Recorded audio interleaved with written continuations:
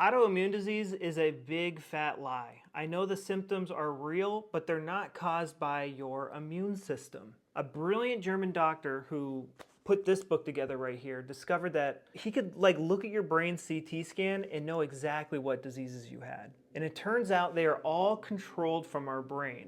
Now, I'm not saying it's only in your head. What I am saying is it started after a traumatic event. During trauma, it's like this survival situation and the body panics and it goes, okay, what organ should we put in overdrive for this person to help them survive? And it actually, for a time, enhances the function of that organ.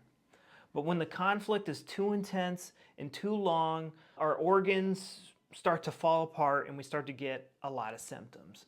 And they get classified as autoimmune diseases. Now, funny thing is, about 50 years ago, maybe even longer, these autoimmune diseases were actually classified by the Mayo Clinic as psychosomatic diseases, meaning that they started after a traumatic event. Getting better from these autoimmune diseases aren't about suppressing the immune system. The immune system, its components exist, but the whole idea of an immune system is just academic fiction. It's completely made up. It's a very recent term. It's not caused by bad gut health either.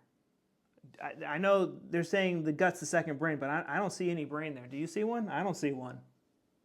What was the traumatic event that put your gut into overdrive? Put it in the comments. Mine was after bad breakups in college. That's when my health issues started to get really serious.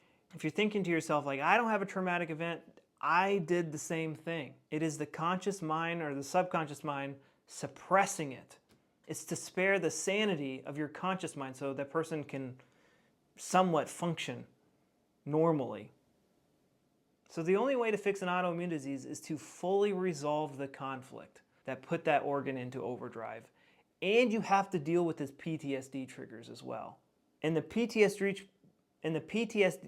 triggers are just downright stupid sometimes. Let's say a girl in a red shirt stole your boyfriend.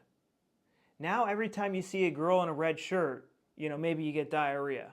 Maybe you get extreme fatigue or brain fog, or you get a rash breakout and you don't know why. You're like, that's my best friend, Latifa. She's wearing a red shirt and she's my best friend.